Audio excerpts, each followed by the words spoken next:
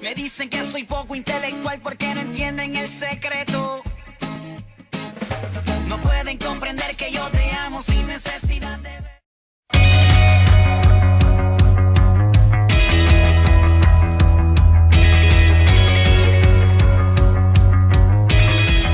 Thanks for joining us. I'm Jacob Daniel, staff apologist with apologetics.com, and it's my privilege today to talk to well-known Christian philosopher, theologian, and apologist, Dr. Gary Habermas.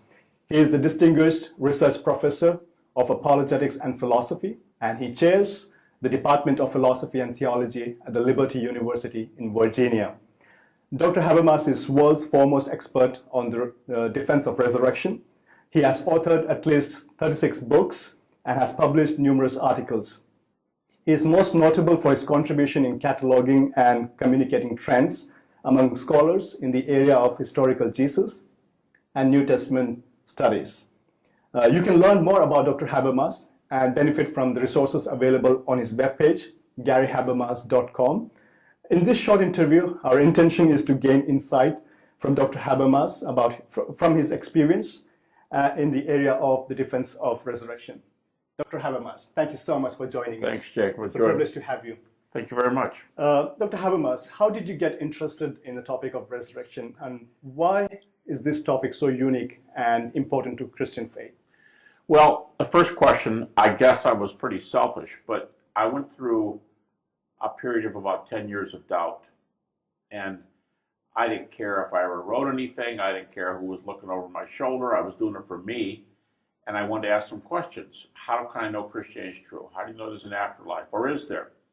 And Christian friends who were concerned about me would say, well, check this evidence out, or check this evidence out, or check this one. And I checked a lot of the things that people say, and I just would think, we're a little short here of the evidence we need, or we're a little short here.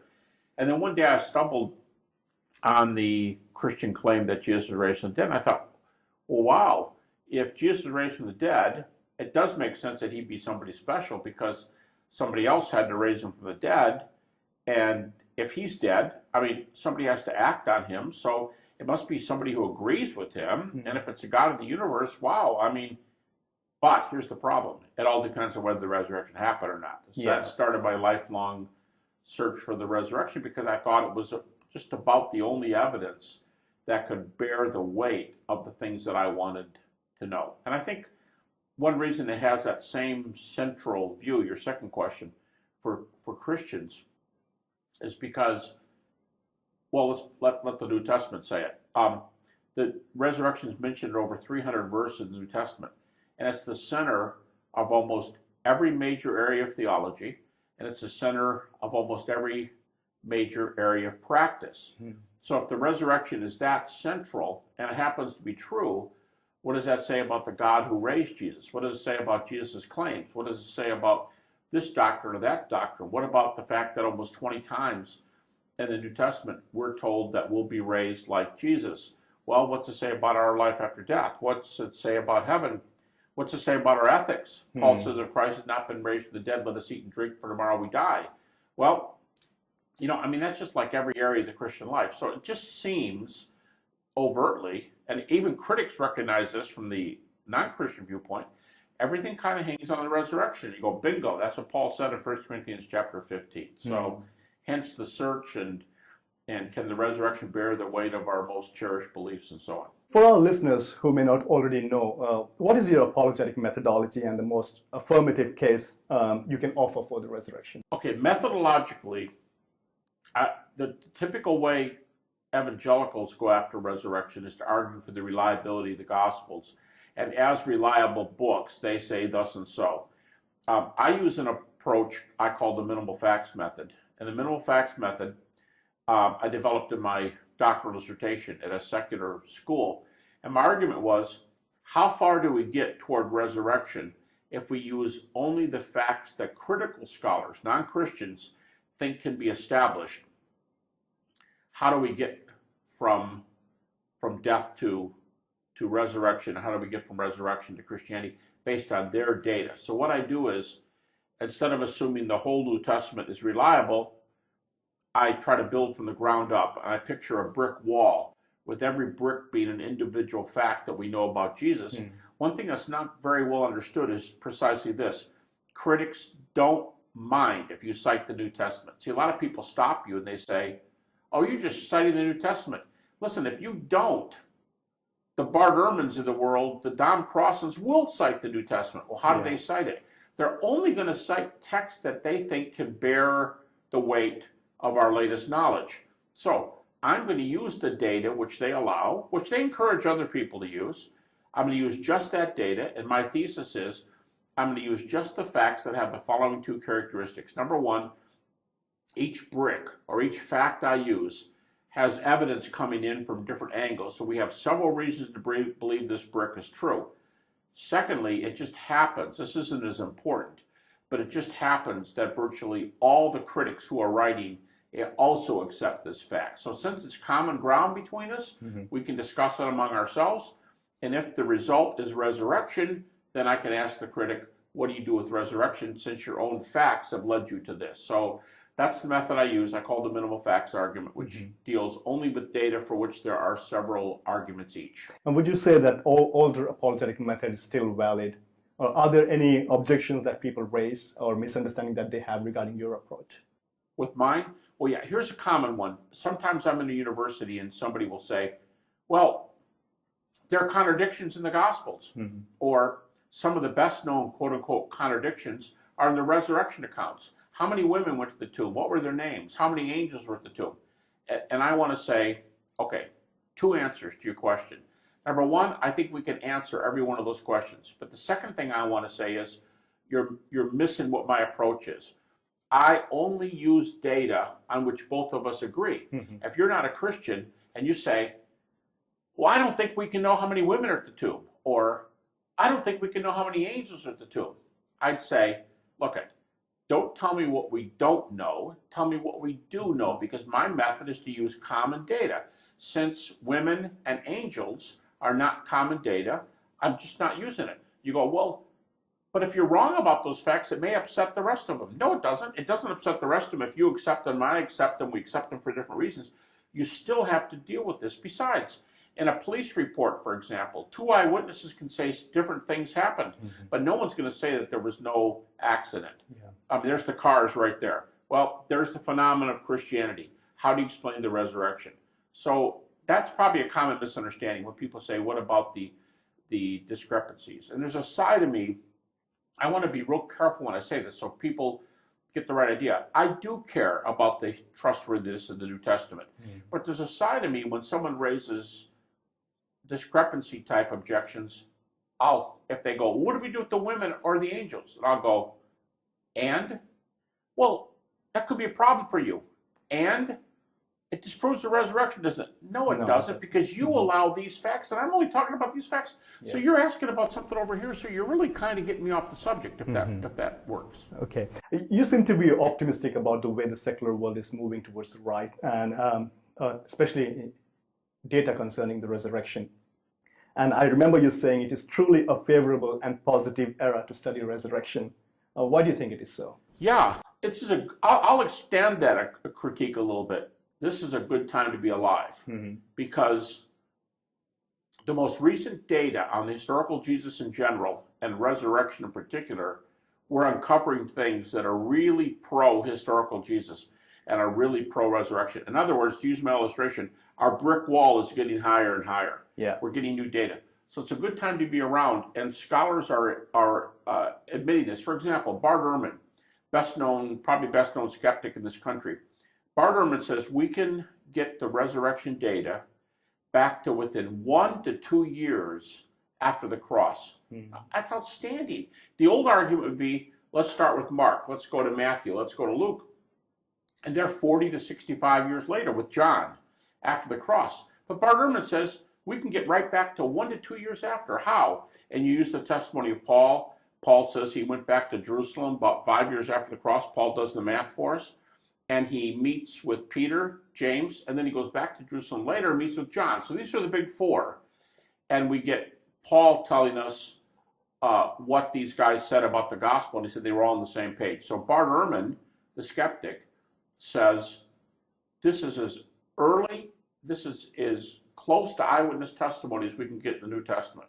So it's an exciting time to be alive because Bart Ehrman dates this stuff to a year to two after the cross. James Dunn dates it to just months after the gospel message started. That's how fast they think this is a window into what was right back there at the very beginning. And that just that fast little opening, we can get right back to that period. And early eyewitnesses are what you want when you're doing history. I'm curious, while all these scholars agree with the minimal facts, what is it that stops them from committing their lives to the truth? Great Are question. factual evidence is not enough? No, it's not. All of us as people, think about some of your hottest arguments, most heated arguments with your friends. Politics, morality, religion. Why don't you do this? Why do you do this? Why don't you vote like I vote? Why don't you go to the church I go to? And these are your best friends. So sometimes, you know, over a lunch or something, things can get kind of hot, right? And what if I give you a bunch of arguments that you should switch to my ethical view on this subject, or you should become a Democrat or a Republican like me, or you're Hindu, and why shouldn't you be Christian? I'm giving you all these facts. That's just too simple. See, because you've got family background. My family was always Democrat, or my family was always Republican. My family was always Hindu. We've always believed that morality is like this, and that's why I live with my girlfriend, or whatever. And I'm trying to say, no, come on over here and support marriage with me. On all these hot topics, it's not a matter of data. It's much closer to our heart than that. It's who I am. It's who my family is. And I get pretty ticked when you tell me I should vote like you, or I should believe your ethics. So the reason they don't come over, I think, is because they have that same kind of baggage on their side. My family, my schooling, my political views, my ethics. And those kind of glasses, as I refer to them, we all look at the world with a certain color to our glasses. I use red glasses, you use yellow glasses. Well, that's a hot thing to you because yellow is a sacred color for you, you know? And so I can give you facts, but no matter what they are, you're going to resist. And you're going to go yellow, yellow, yellow, yellow, because that's you. And I'm going to go red, red, red. But that's more important to me than what the facts say. Yeah. In defending the resurrection, are there any precursors or extensions that you would recommend based on your studies, like near-death experiences? Oh, sure. If a critic makes this move with me and says, okay, all right, you got some good bricks here, and I admit, resurrection's looking pretty good, but you forget something. Dead men don't rise.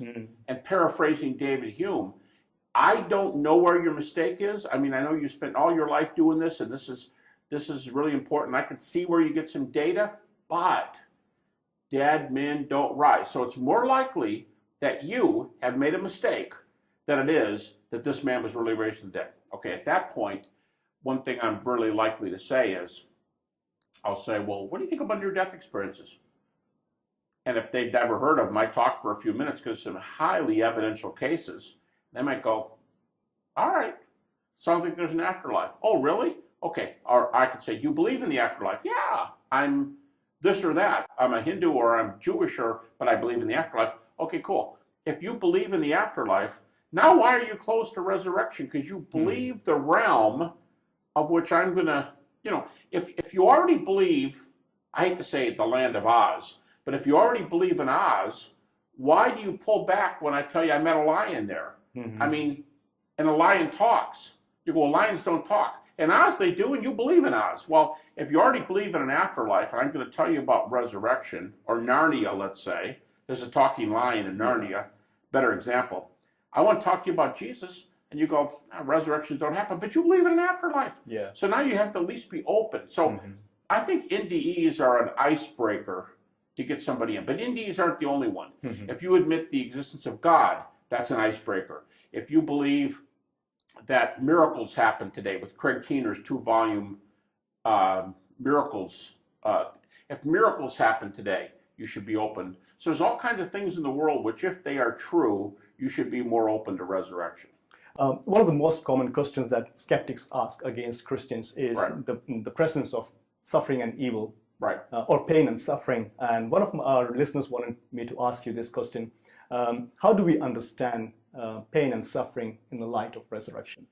See, I tell I just told my class yesterday, evil is probably the most frequent objection to the Christian God. It's evil, not I don't believe in the resurrection. It's pain and evil. But really, when you think about evil going head to head with the resurrection, evil loses. Mm-hmm. Evil loses to the resurrection alone.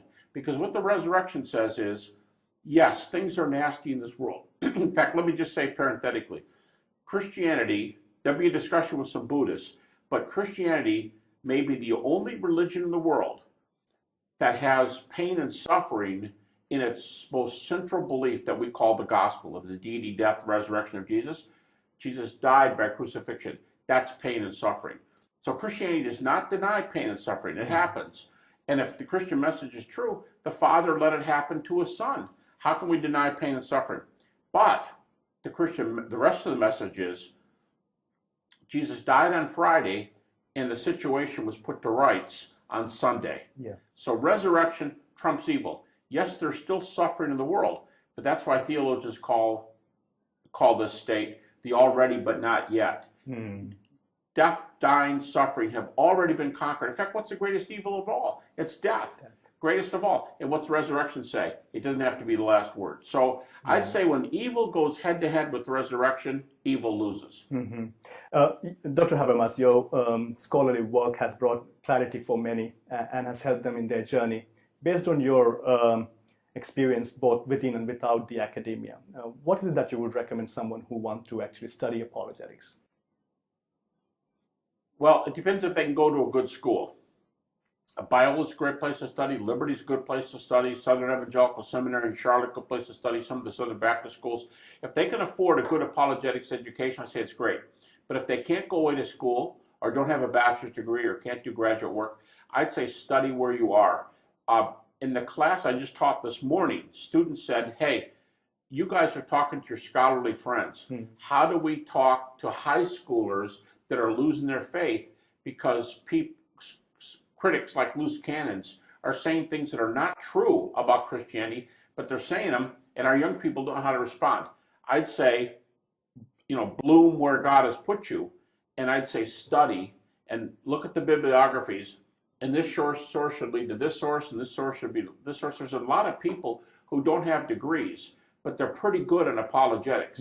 And they read Lee Strobel's stuff, and they read Josh McDowell's stuff, and they read Ravi Zacharias' things.